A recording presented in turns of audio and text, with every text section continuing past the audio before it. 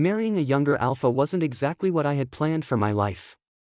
On the very first day after our wedding, he warned me not to take advantage of a younger man. I didn't bother arguing with a kid trying to act grown up. Naturally, I accepted his distance. But later on, the question of who was really taking advantage of whom flipped completely. "Charles," I reminded him one evening, "don't forget what you said at the beginning." "What did I say?" He threw the question back at me, then suddenly scooped me up, looking at me from below with a daring grin. "You said I like challenging authority the most, didn't you?" The sudden lift made my heart jump. I shot him a sharp look, annoyed. "Put me down." "No," he said without hesitation. "Why should I? Is it a crime to hold the person I like?" Technically, he wasn't wrong. But it still felt improper. "You're being too reckless," I scolded. Charles's gaze dropped to my lips. He swallowed, his voice growing husky. "Why should I be careful? The only thing I want is you, Henry." I was quick to raise a hand, stopping his mouth from finding mine. A helpless laugh escaped me. "Now that's something nice to hear. Not calling me an old man anymore." Color rushed to his face, red, then pale, then somewhere in between. He looked almost painfully vivid. He lowered his head, pressing his face against my stomach, and muttered in a muffled voice. "Don't bring that up." We were still laughing when his phone rang. Charles frowned, but he didn't let go. I patted his shoulder lightly, signaling him to move. "Come on, pick it up." Reluctantly, Charles put me down and answered the call. A moment later, he returned to tell me a friend had asked him out. I waved him off, and he left in a hurry. About 2 hours later, I received a message from an unknown number. A photo and a line of text. "Henry, Charles's first love is back. Are you really planning to keep occupying someone else's place?" Such childish provocation didn't offend me at all. If anything, I opened the photo out of curiosity. In the picture, Charles was smiling brightly at a pretty young woman. Another message followed. "Charles likes young, beautiful omegas. You're older, and just a beta. Don't waste his time and potential." So immature, it was almost cute. I set the phone down and calmly went back to work. Apparently, the sender noticed my lack of reaction and started spamming me. "Henry, why aren't you replying? Confidence taking a hit? You're way too old to be playing games. Charles is still young, you can't seriously expect him to waste his life on you. I'm doing you a favor here. Surely you're not too old to understand plain language." Young people and their obsession with unnecessary drama. Realizing they'd keep going unless I responded, I finally typed a single line. "Thank you for letting me know." Out of habit, I added a smiling emoji at the end. Silence. What I didn't know was that my polite reply sent a certain young man into a frenzy. Vincent, the sender, practically jumped up after seeing it. What the hell does he mean by that? Is Henry mocking me? A friend who'd been scheming with him shushed him. "Keep it down, or Charles will hear you." Vincent shoved his phone at the friend. "Look at this. Just look at that smiley face. He's being way too polite. And that emoji, there's even a little blush on it. If it's not sarcasm. Don't tell me he's flirting with me." The friend rolled his eyes hard. "Vincent, are you out of your mind? I'm serious. Henry's into younger guys, everyone knows that. What if he's set his sights on me now? You're insane." After replying to the message, I found myself uncharacteristically distracted from work. My mind wandered back to my relationship with Charles. The reason we lived together was simple: both our parents wanted it. His parents liked the idea of their wayward son having someone to keep him in line. My parents liked the idea of me finally settling down, so they wouldn't have to worry about me dying alone and being discovered days later. I liked it too, honestly. The alliance between our families benefited my company a great deal. Unfortunately, life isn't always that neat. Charles wasn't exactly thrilled. The first time I visited with my parents, we caught him mid-tantrum. Why the hell should I live with that old guy Henry? What am I getting, a teacher or a babysitter? I don't care. If someone wants to go, let them. I'm not going. Charming kid, wasn't he? I calmed my parents and politely knocked on the door. It opened to reveal a still fuming Charles. I kept my expression neutral. Hello, is Marcus home? Who are you? I'm Henry. The young alpha froze, let out a quiet curse, and stepped aside awkwardly. Come in. Thank you. Whether from embarrassment or guilt, he stayed silent through the entire family conversation that followed. I didn't push the matter right away. Instead, I asked to meet him alone. When the drinks were served, coffee for me, fruit tea for him, Charles looked restless. What do you want? Spit it out. Do you want to live with me? The good thing about talking to young people is, you don't need to sugarcoat things, they wouldn't catch it anyway. He snorted. Does it even matter what I want? Nobody cares about my opinion. I care. I met his eyes, serious. That's why I'm asking. If you really don't want this, I'll talk to both families and make it clear. Charles finally dropped his rebellious act and straightened up. Wait, really? That wouldn't cause problems for you? Kind-hearted after all. I laughed softly, reached over, and patted his head. It's fine. I'm older. It's only right I shoulder more responsibility. But in the end, we still ended up living together. His parents had found out he had a hopeless crush on some girl from a modest family. That was the last straw, they were determined to stop him from running wild. And so, the friction between us began. On the first night of living together, Charles stood at the bedroom door, clutching his blanket and glaring at me like a cornered cat. Liar. I should have never trusted you. I'm telling you, you'll never get to take advantage of me. Knowing he wouldn't listen no matter what I said, I walked into the room, shut the door behind me, and sighed. Oh. All right. But feeling a little guilty, I opened the door again. Do you need a pillow? I think the guest room doesn't have one. No. All right then. Just don't get a stiff neck. Good night. Ever since that night, Charles had been watching me like a guard dog, as if I'd pounce on him the second he let his guard down. Honestly, it was funny. Sometimes, I couldn't help but tease him a little. Honestly, I've never believed in the idea of discipline through violence. That's why, in all my interactions with Charles, I've always tried to be gentle, patient, respectful, and understanding.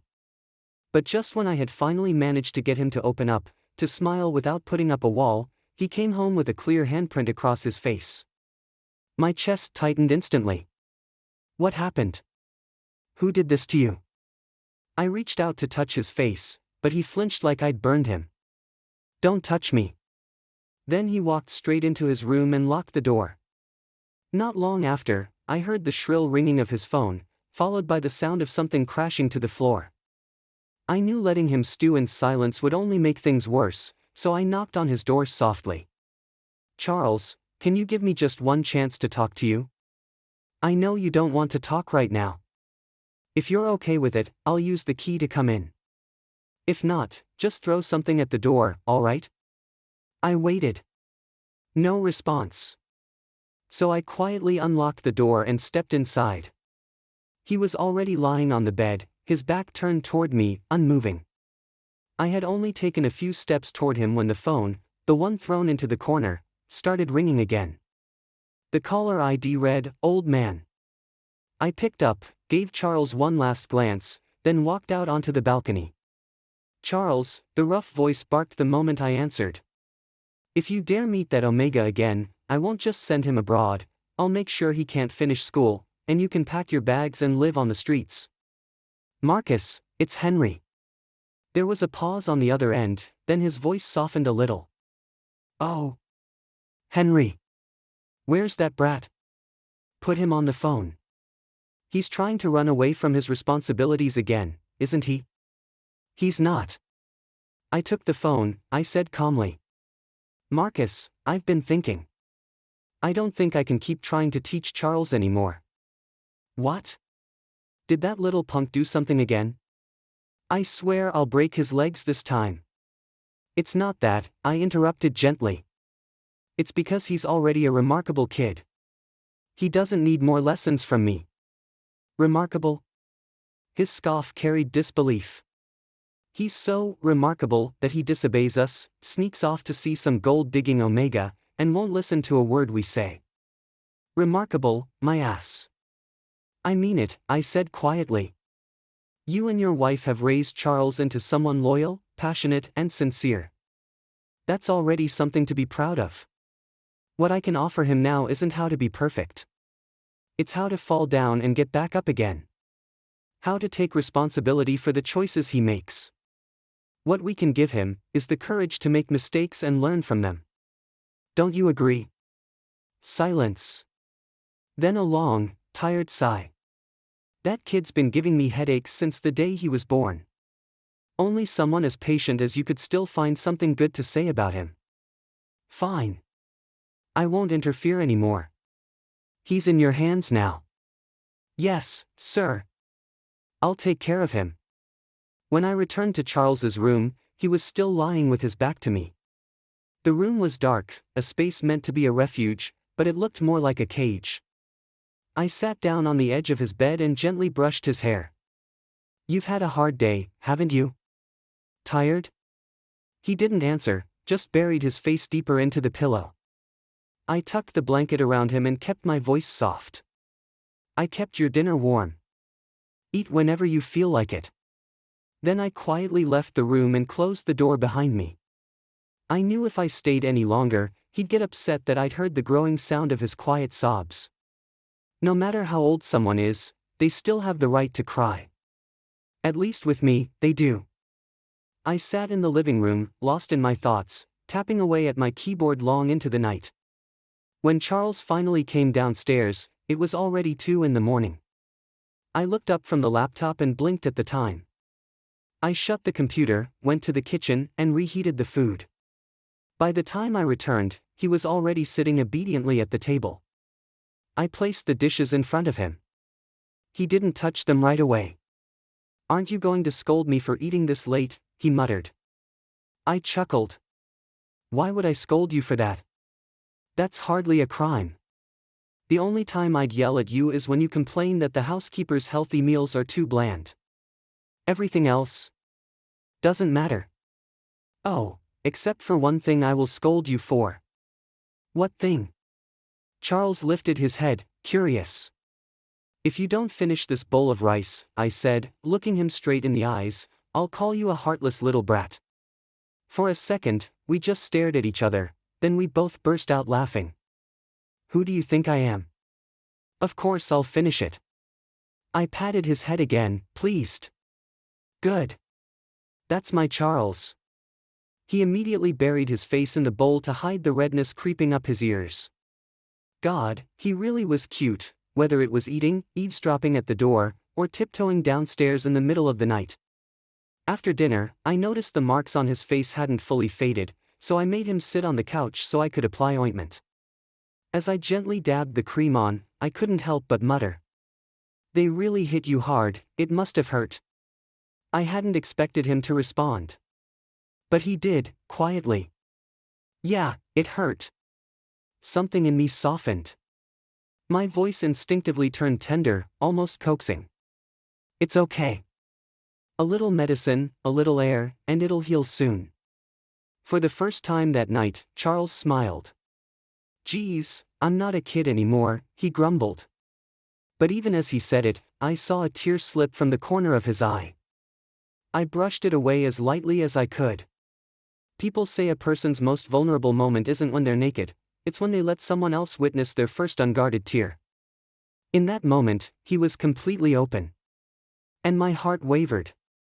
I was supposed to be his mentor. But in truth, my own life was a storm of endless work and social obligations. Some nights, standing in a grand banquet hall surrounded by powerful men and famous faces, I'd still feel like I was just a solitary figure trapped in a larger, prettier cage. That night, I decided to bring Charles along to one of those banquets, to broaden his world a little. We had barely walked through the door before people swarmed around us. I smiled, shook hands, made introductions one by one. Halfway through the evening, my face felt like it might freeze into that polite smile forever. And then Charles suddenly raised his voice. "Excuse me. I need to use the bathroom." The crowd parted in confusion. Then Charles grabbed my hand. "You're coming with me." I blinked, too surprised to resist as he pulled me through the sea of people. Halfway down the hall, I frowned. This isn't the way to the bathroom. He turned around, put a finger to his lips, and whispered. "Shoo. I'm breaking us out of here."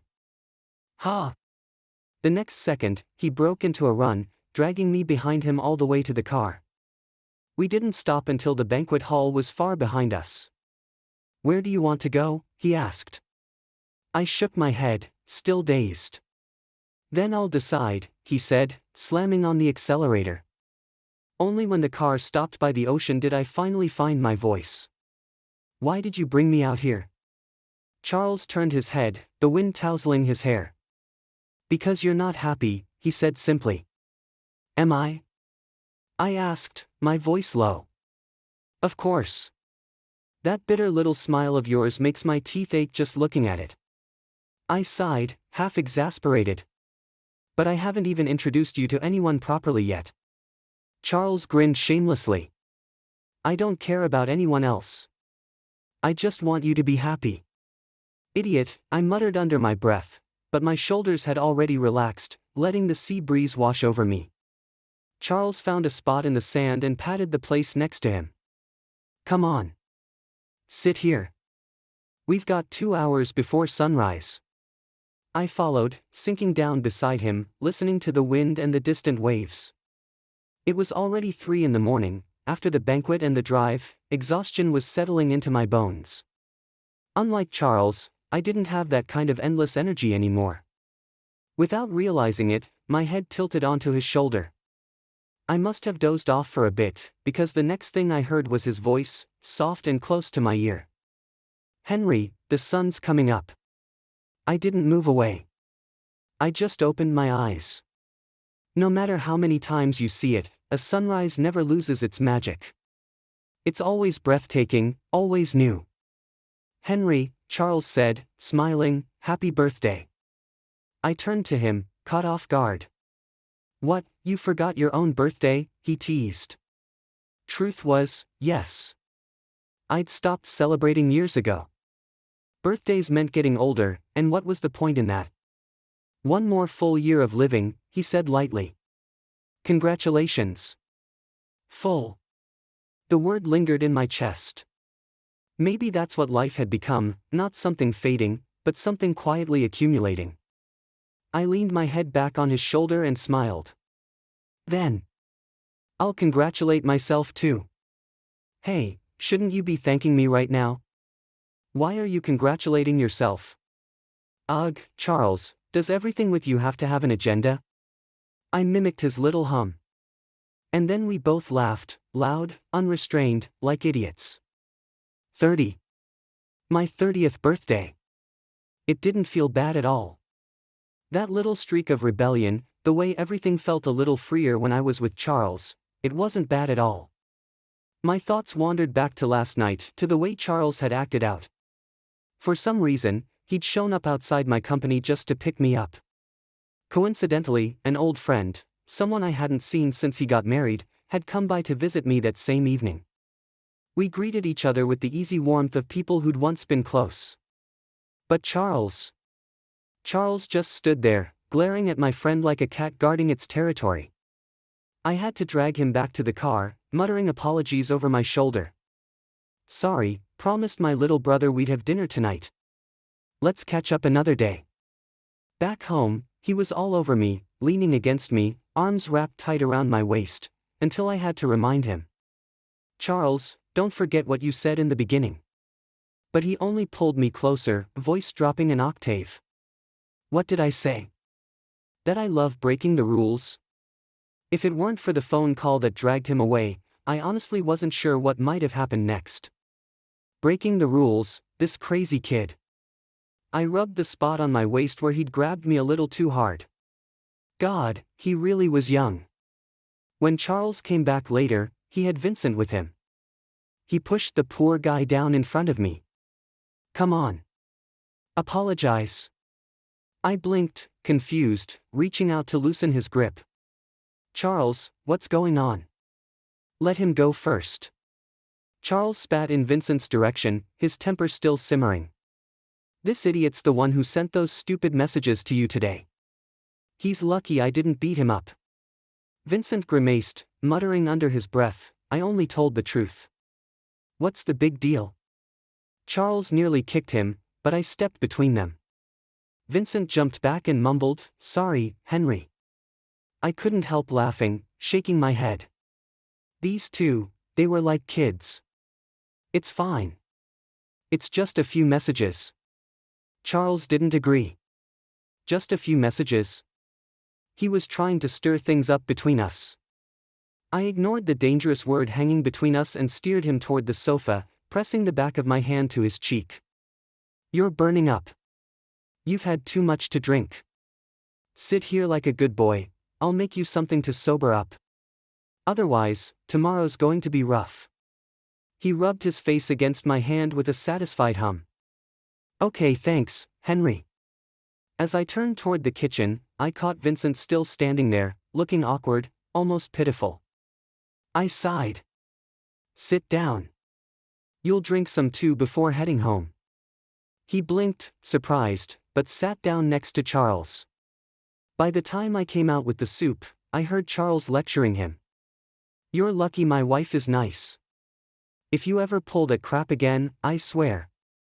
I set the bowl down and rapped my knuckles against Charles's head. Enough with the wife nonsense. You sound ridiculous.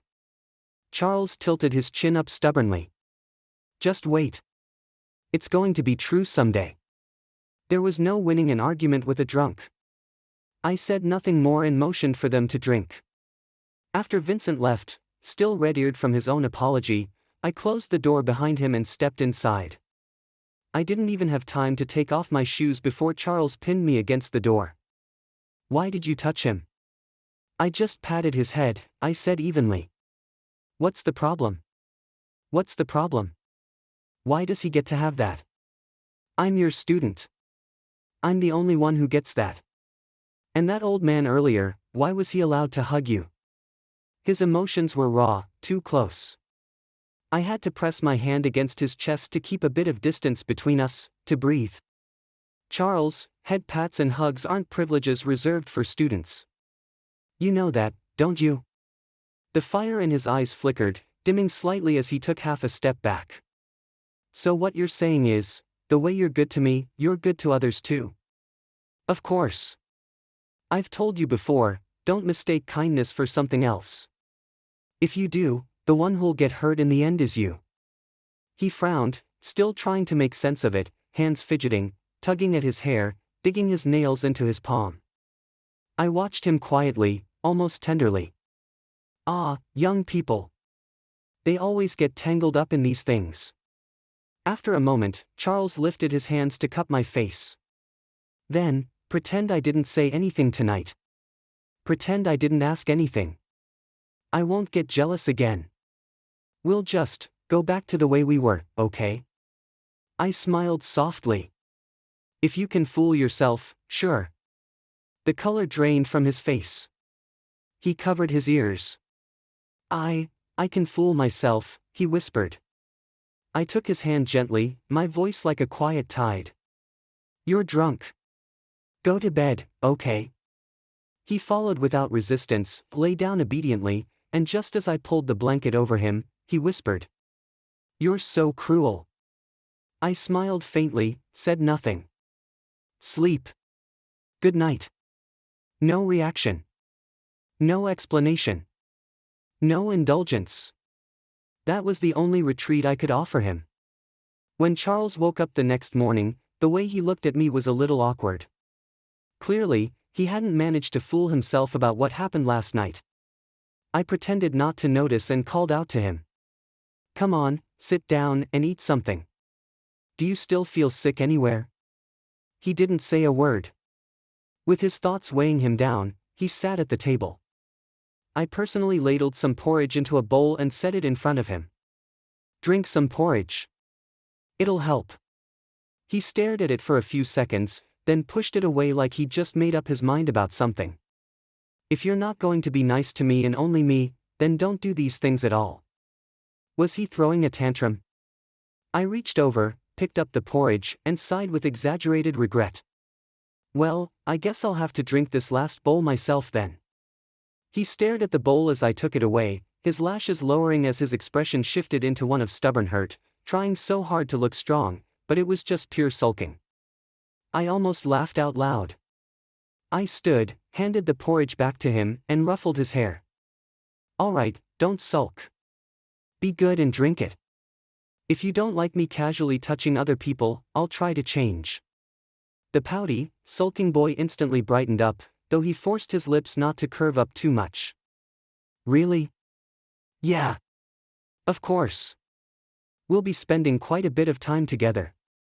We should learn to understand and compromise with each other. Clang. As soon as I finished speaking, Charles dropped his spoon. So you're only changing for the sake of getting along in the future? Yes. Why?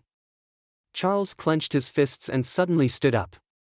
Henry, are you playing with me? I blinked at him innocently, confused on purpose. You are playing with me. Because I'm young. You're deliberately teasing me, pushing me up and down like an idiot. You know it, you know how I feel. Oh? What is it I know? Charles snapped his mouth shut, glaring at me with a mix of anger and hurt. I tried to calm him down, but he didn't give me a chance. He turned around and stormed out. For the first time, I actually felt a headache coming on. Great. I pushed the puppy too far and now he's furious. I made up my mind to buy him something sweet from the dessert shop downstairs after work to coax him back. For once, I even left the office on time. But just as I reached the entrance, I let out a helpless sigh. Looks like there won't be any making up with Charles tonight. Because my old friend, the one I'd run into yesterday, was standing right at the door. Henry, why are you leaving work so early today? I was just about to text you. I walked up to him with a smile. Well, that's quite a coincidence. Yeah, looks like we've still got a bit of that connection, huh? Come on, get in the car. We sat down in a private room at a restaurant. He ordered with practiced ease. He still remembered exactly what I liked to eat. I don't know why, but out of nowhere I found myself asking. Hey, do they have good desserts here? Arthur looked at me, clearly surprised. Sometimes they do. But Henry, you don't even like sweets, do you? The kid at home does. Arthur's face instantly turned cold.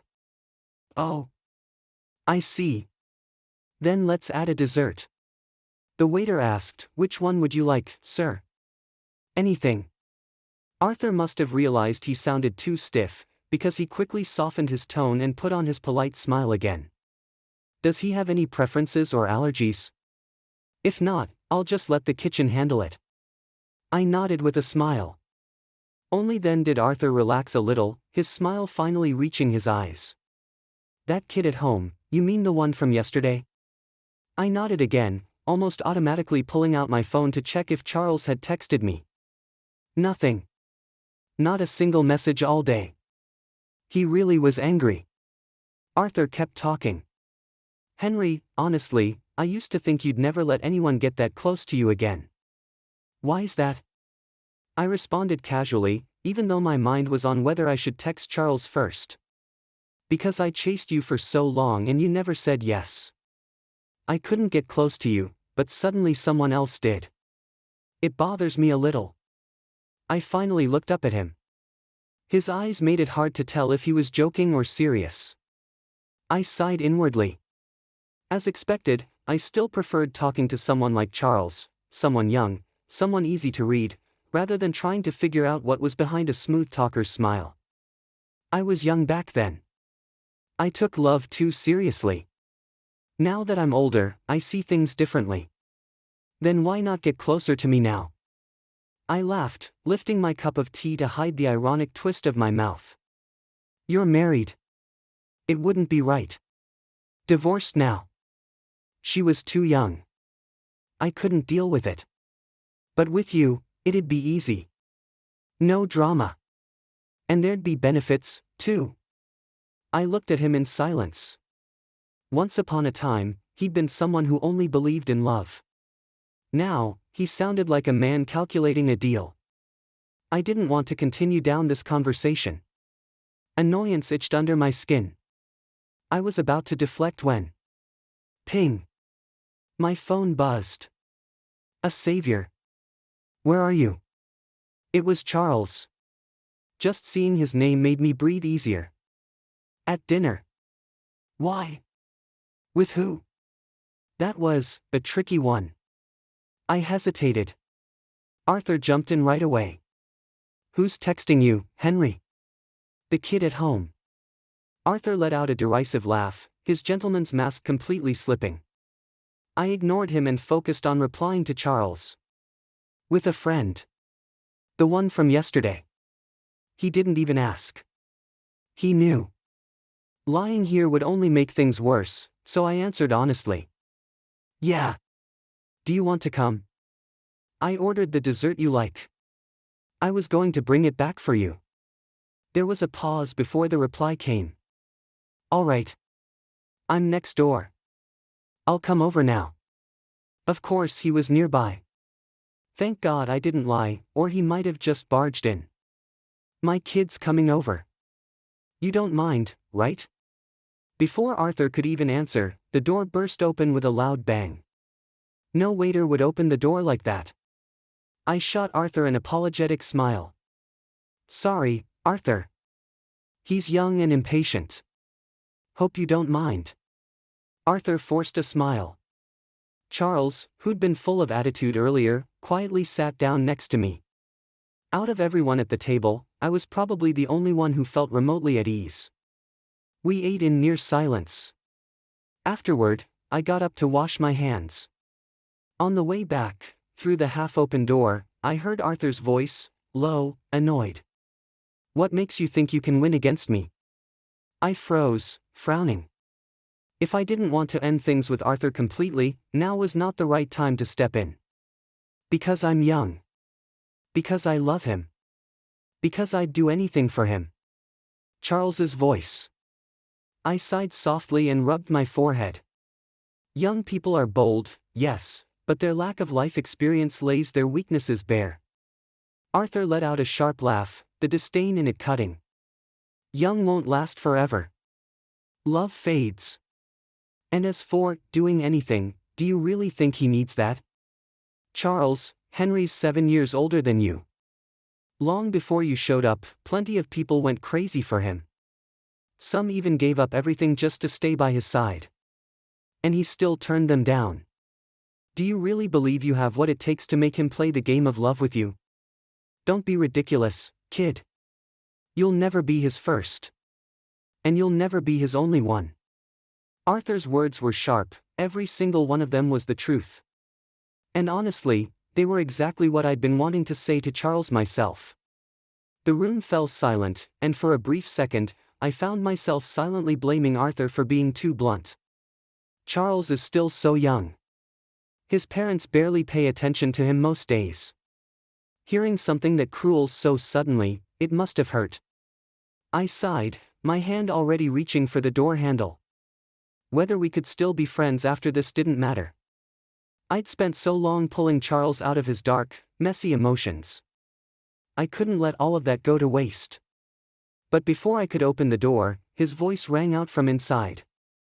Yeah, I can't be his first, Charles said, his tone low but fierce.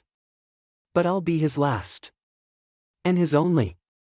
The way he spoke, plain, steady, carried an almost frightening kind of madness. I rubbed my temple. Oh no. He's serious.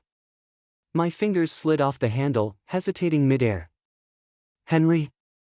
A bright, almost playful voice behind me made me jolt. I turned around, barely keeping my expression composed. Vincent popped his head out from behind me with a cheeky grin. Sorry, did I scare you? I laughed softly, shaking my head. But his gaze lingered on me, sweeping me up and down in a way that made my skin prickle. You're here for dinner too? He asked. Yeah. Oh, same here. I came with Charles. He shrugged like it was nothing. The guy dragged us all out just to welcome that first love of his who just got back to town. Then he suddenly disappeared. No idea where he ran off to. The way he said it left no room for misinterpretation. Clearly, Vincent still hadn't given up trying to drive a wedge between me and Charles. These kids these days, each one more scheming than the last. I rubbed my forehead, exhausted. But then, Vincent stepped closer. Henry, Charles's heart is somewhere else, he said softly. He's not exactly the best choice. But me, he tilted his head, smile growing bolder. I'm different. I'm young too. But I don't have any scandals. And I know how to behave. I stared at him, finally understanding what he was really getting at. Seeing that I didn't immediately push him away, Vincent got bolder. He tugged at my sleeve. Why not choose me instead, brother? For the first time in a long while, my mind flashed with one very clear word: help. Everything was spinning out of control. Inside, two people were at each other's throats. Outside, this one was making a move on me. Since when did guys my age become such a trend? Vincent, what do you think you're doing? The voice that cut through the air was unmistakable. Charles was standing at the doorway. Vincent didn't let go. If anything, he tightened his grip. Charles, Vincent said sweetly, I remember you saying you didn't even like Henry. If that's the case, why don't I take your place? I don't have some old first love I can't get over. I don't run away from engagements. And I'd never say something that would hurt him. I'd be way more suitable to stand by his side. Charles arched an eyebrow. I could practically see the fury in the way his jaw tightened. He clenched his fists and strode toward me. Right before his punch connected with Vincent's face, I reached out and stopped him. Charles. Don't. Let's just go home. His glare never wavered from Vincent. Vincent stared right back, just as defiant. And at the door, Arthur. Leaning lazily against the frame, watching the chaos with a cold smile. Charles, I said again, my tone harder this time. I'm not saying it a third time. Home. At last, he stopped resisting. He slipped an arm around my waist, guiding me out. And for reasons I couldn't even name, I let him. Maybe from the very beginning. I shouldn't have approached him like it was just a game. Who would have thought that at 30, I'd find myself caught up in something like this? In the car, Charles stared stubbornly out the window, refusing to look at me. Our hands rested on the seat between us, so close they were almost touching. After a long hesitation, I placed mine over his. Still mad at me? The second my hand covered his, he stiffened. Then slowly turned toward me and buried his face against my neck. Why would I be mad? His voice was quiet, rough. Henry, today I realized. I don't even have the right to be angry at you. I stroked his hair gently, unsure of what to say. Even more unsure of what we really were. When I didn't respond, Charles lifted his head. His gaze locked onto mine, inching closer with every heartbeat. If I can't have you, he whispered, then I'll just belong to you instead. I'll be your dog. I'll put the leash in your hand. I'll spend the rest of my life circling around only you. Okay. And then, he kissed me. Sudden. Unrestrained. I didn't push him away. Whether it was guilt or weakness, I kissed him back. Thank God I'd raised the divider earlier. In the tight air of the car, only the two of us knew how tangled this moment really was. He pulled back just enough to wipe away the thin thread of warmth between us. And then, tears fell, bright and raw. I like you so much, he whispered. Why? He wasn't asking me. He was asking the world. asking himself. I knew why. Because he's like a love letter, one that was half written and thrown away. The sender created him but never treated him gently. But if someone were willing to pick him up, smooth out the creases, and read every blurred word carefully, they'd find love in its purest, most unrestrained form. But what I told him was this.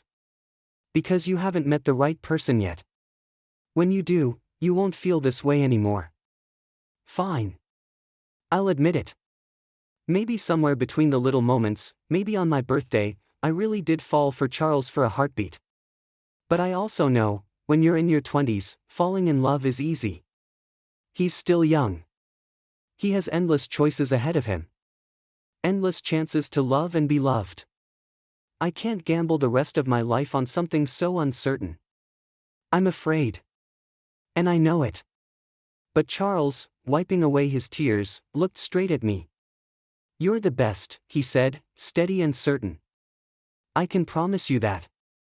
I stared back at him, speechless. I've seen what people my age are like, calculating, self-serving, full of masks. But when faced with something this pure, this disarmingly sincere, no matter how much I lie to myself, my heartbeat gives me away. Adults, no matter how old, still have the right to fall in love. At least, I do. I hadn't expected that my well-meaning words wouldn't push Charles away at all. Instead, they lit a spark in him, an almost reckless fire to win. Ever since that day, every time our eyes met, there was only one thing shining in his gaze, a fierce, unyielding determination. And from that day on, he clung to me with shocking persistence. Not just Vincent, even Arthur couldn't get within half a step of me under Charles's watchful eyes. To put it bluntly, he was like a guard dog growing stronger by the day, territorial, intense, and entirely unreasonable. His constant presence finally drew a few laughs at a banquet one night. A friend glanced at Charles across the room and chuckled, "You can tell right away he was trained by you." I followed their gaze to where Charles stood, not far away. He'd already picked up a quiet, grounded air that made him look almost grown up. I smiled, warmth tugging at the corners of my mouth, and, admittedly, a trace of pride. On the outside, maybe he does, I said. But underneath, he's still just a kid. My friend laughed even harder, a teasing glint in their eyes. Henry, looks like this old house of yours is about to catch fire. I only shook my head and sipped my drink without answering. What are you talking about? Charles appeared at my side, smoothly taking the glass from my hand. Why are you drinking again? Why not? My friend jumped in before I could speak, grinning wide. Henry, when did you turn into a husband under strict supervision? Charles didn't laugh. He answered seriously, his stomach's been acting up lately. He shouldn't drink. Oh, I thought you two were planning to have a baby or something. My friend dragged out the words deliberately, teasing both of us. A flush crept up Charles's face, a boyish red I hadn't seen in a long time. I couldn't help but side with my friend and tease him too. What baby? I'm not a girl. But you don't know this, our little Charles used to insist he'd only ever date girls. He even had a first love he never shut up about. Before I could finish, Charles grabbed my sleeve, leaning in to stop me. I didn't. I made that up. I was just rebelling against my parents back then. His childish protest made me laugh out loud, but my friend wasn't done. Speaking of first loves, they said, I heard your first love is in town again. That foreigner, the one who left everything behind to be with you. Remember? You cried to me about him once. Said he was your one and only. Oh, I remembered. But did they really have to bring this up right in front of Charles? I didn't dare look at him. Instead, I shot my friend a glare full of accusation. Thanks a lot, you traitor. They only grinned wider and mouthed, jealousy helps couples bond. You're welcome. Sure, a little jealousy can bring people closer. But ever since that mess a while back, Charles had been especially sensitive about this kind of thing. And too much jealousy is a dangerous thing. On the way home, he turned into that sulky version of himself again. staring stubbornly out the window, refusing to meet my eyes. This time, I was the one who reached for his sleeve. Gently. Are you mad again? He yanked his arm away without a word. I tried again, reaching for his hand this time. Don't be angry. I haven't had anything to do with him for a long time. Then why is he here? Maybe he's just traveling. Oh yeah. And he just happened to travel to the one place where we had a big, unforgettable love story? Charles ripped his hand away again, his whole body screaming, "Don't touch me." I played along with a mock sigh. Yeah, what are the odds, huh? Should I call him and ask? I reached for my phone, deliberately slow. Charles snatched it right out of my hand. Didn't you say you don't even have his number anymore? Finally, he looked me in the eye. I cupped his face, leaned in, and brushed a kiss against the corner of his mouth. I wasn't lying. I just wanted to get your attention. Charles wasn't that same boy who used to melt at every little gesture. Even with his expression softening, he didn't give in easily. Henry, you're always toying with how much I like you. It's mean. Oh? It's mean. I teased softly. Then should this mean man kiss you again? Yes. He tilted his face toward me but didn't move first. So I met him halfway, kissed his cheek. Then he turned the other side of his face toward me. This side too. I laughed and obliged. And just like that, my friend's earlier words echoed in my mind. This old house is about to catch fire. If catching fire meant an old soul falling in love again, then I guess this house of mine had already burned down to ash. I sighed quietly. In the end, I'd fallen into the very cliché I used to laugh at. Charles heard me. He leaned in and kissed me back. Why are you sighing? I said I'm not mad anymore. So don't lose patience with me. I scratched his chin lightly, my voice soft. I'm not losing patience. How could I, when you're this cute? He wrapped his arms around me, hanging off me like a giant puppy. Really? But I'm still scared. Because you can mess with my heart so easily. And yet I can't even get a single "I like you" out of you. You can read my every thought, every little test I set for you. But I don't even know if you've ever felt the same for me. Henry, sometimes I wonder if, when I'm not around, you treat other people just like you treat me. An anxious little puppy, circling helplessly, begging for a clear answer. I won't, I said softly. I won't lose patience. And I won't treat anyone else like I treat you. Why? Because the way I treat you, that's something reserved for the person I love. His eyes lit up immediately. What did you just call me? Can you say it again? He looked at me the way a puppy does when it's begging its owner to tell the story of how they chose it, just one more time. I repeated slowly, I only treat my lover like this. Before I could finish the last word, Charles had already leaned in to kiss me. You said it, he whispered against my lips. No take-backs, Henry. You're stuck with me now. Why would I want to take it back? I've been clear-headed, and yet indulgent, for a long time now.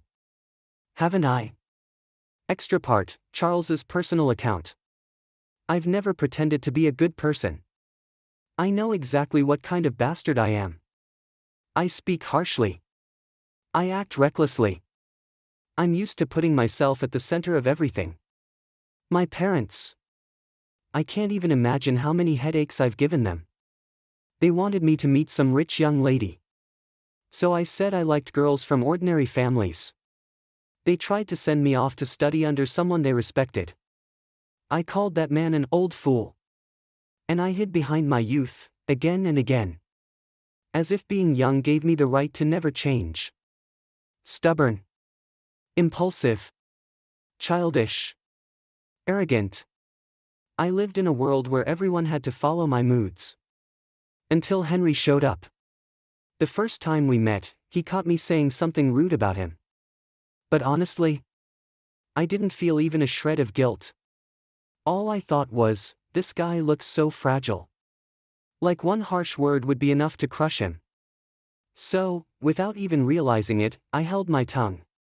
And when my parents started talking about how well our families got along, I didn't argue back the way I usually did. Because if I hurt him, I wasn't sure I could handle the weight of that. But then, I ended up diving straight into the sea called Henry. A gentle, quiet, warm sea. And for the first time in my life, I learned what fear feels like. He cares for me. He protects me. He spoils me. He forgives me. And he coaxes me like I'm someone worth holding on to. But what I don't know is, has he ever treated someone else this way before? Does he treat anyone else like this now? And this kindness of his, this gentle way he's built himself, who shaped it with him? Whose name was written into that warmth before mine? I have no answer. What can I possibly do to become the only one in his world? I don't know that either. Arthur was right. Everything I want to give Henry, someone else already gave it to him 7 years ago. But I'm not willing to accept that. I can't. He told me he cares about me. He told me I could be his lover. And even though my heart is a mess, even though I'm sensitive, jealous, and insecure, I refuse to let go. Even if it means being his dog, I'll stay.